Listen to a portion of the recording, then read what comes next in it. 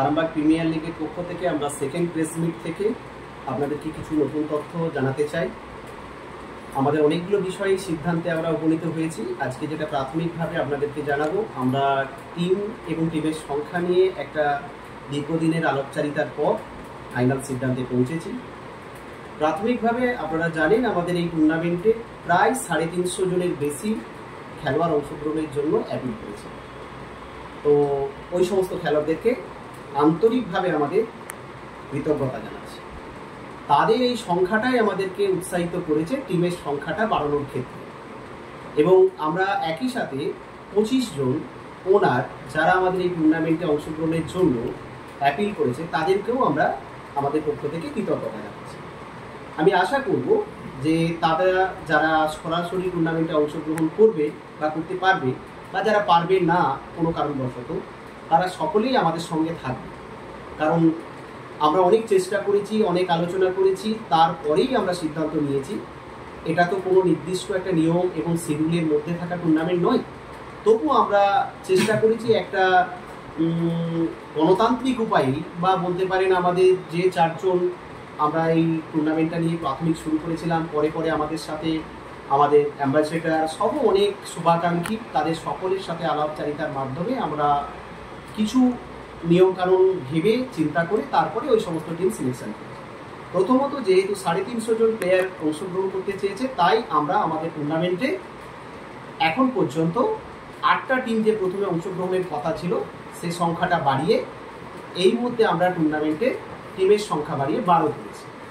তাই স্বাভাবিকভাবে কিছু এক্সট্রা প্লেয়ার এই টুর্নামেন্টে অংশগ্রহণের সুযোগ পাবে, এটা আমাদের মনে হয়েছে। আর একইভাবে যে 12টা টিমকে আমরা এই পর্যন্ত সিলেক্ট করেছি, আমরা এখন তাদের নাম অ্যানাউন্সমেন্টে রাখছি। হ্যাঁ, তো আমরা 12টা টিম যেভাবে আমাদের সিলেক্ট করেছি, আমরা চেষ্টা করেছি যে সমস্ত জন যাতে কভার হয়। তো প্রথম ফিজা 11 1 নম্বর টিম। 2 নম্বরে আছে এনএমসি বিবিকে চাতরা। 3 নম্বর সুহানা সুহাউস। 4 নম্বর মন্ডল একাদশ।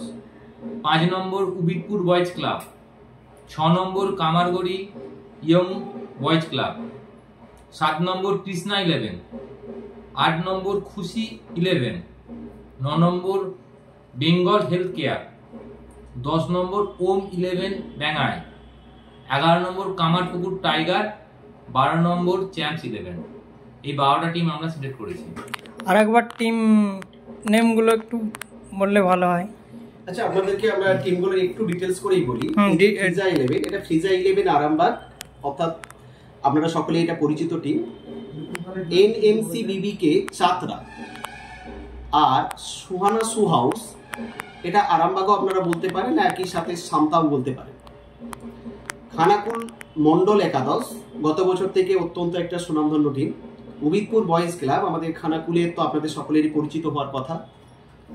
আর খামারগুড়ি ইয়ং বয়েজ, এটাও রেগুলার বেসিসে লাস্ট 2-4 বছর তো আপনারা দেখেইছেন, রেগুলার বেসিসে এটি বিভিন্ন টুর্নামেন্টে অংশগ্রহণ করছে। আমাদের তো বলাও ছিল যে সেই সমস্ত টিমই প্রায়োরিটি পাবে যারা বিভিন্ন সময় টুর্নামেন্টগুলো সরাসরি খেলছে। কৃষ্ণা 11, এটা দিগরুই ঘাট বা খুশি 11 চিলেরাই। বেঙ্গল হেলথ কেয়ার, এটা কেশবপুর বলতে পারে, একই সাথে আপনার ওই উত্তরডাঙ্গা মায়াপুরও বলতে পারে। ওম 11, এটা বেঙ্গাই। কামারপুকুর টাইগার ক্লাব, কোপার কামারপুকুর, আর চ্যাম্পস 11। এই আমাদের 12টা টিম সিলেকশন প্রসেসের মধ্যে পেয়েছে। আর আপনাদেরকে আগেই জানিয়েছি 25টা টিম টোটাল অ্যাপ্লাই করেছিল। আমরা চেষ্টা করেছি যাতে বিভিন্ন থানা থেকে টিমগুলোকে ছড়িয়ে ছিটিয়ে দেওয়া যায়, যাতে সব থানা থেকেই কম বেশি টিম সুযোগ পায়। তাতেও আমরা অনেক অনিচ্ছার সত্ত্বেও অনেক কাছের টিম যারা ক্লোজলি এই টুর্নামেন্টে অংশগ্রহণ করা, তাদের নিশ্চিত ক্রেডিবিলিটি ছিল, এ নিয়ে কোনো ডাউট নেই। আমরা তাদের কোনো রকম সেরকম নেগেটিভিটি পাইনি। তারপরেও আমাদেরকে অনিচ্ছার সঙ্গেও, যেহেতু টুর্নামেন্টে একটা টিম সংখ্যাটা তো কোথাও না কোথাও গিয়ে থামাতেই হতো, কারণ দিনের শেষে টুর্নামেন্টটা তো আর যত টিম অ্যাপ্লাই করবে তত টিমেরই করা যাবে না। আপনারাও জানেন আমাদের প্রাথমিক অ্যানালাইসিসে বলা হয়েছিল 8 টিম, সেখান থেকে আমরা 4টে বাড়িয়েছি, 1.5 গুণ বাড়িয়েছি। তারপর আমাদের মনে হয়েছে যে এর পরে আর নয়, কারণ তাহলে টুর্নামেন্টটা আমাদের পক্ষেও কিছু অসুবিধার জায়গা ছিল। তো নেক্সট টিম যেগুলো চান্স পেলো না তাদের প্রতি আমাদের সমবেদনা রইল, তারা আমাদের সঙ্গে থাকবে। এবং এবছর হয়নি হয়তো, যদি নেক্সট ইয়ার পর্যন্ত দেখি এই যে 12টা টিম যারা অংশগ্রহণ করলে এরাই বারবার অংশগ্রহণ করে এমন নয়। আমাদের চিন্তাভাবনা আছে তাদের যদি কোনো ব্যবহার, তাদের কোনো কাজ আমাদের অসন্তুষ্ট করে, তাহলে ডেফিনেটলি নেক্সট টাইম তারা সুযোগ পেতে পারে। এবং আমরা অবশ্যই ওই টিমগুলো যারা এবছর অ্যাপ্লাই করলো অথচ পেলো না, আমরা তাদের কথাই প্রথম বিবেচনা করব। আচ্ছা, আপনারা প্রথম যে মিটটা করেছিলেন সেখানে 8টা টিম ঘোষণা করেছিলেন, সেখানে এক প্রাইজ মানি ছিল। এখন তো বলছেন আপনারা 12টা টিম হয়েছে, তাহলে কি প্রাইজ মানি পরিবর্তনের কিছু ব্যাপার আছে, সেটা যদি বলেন।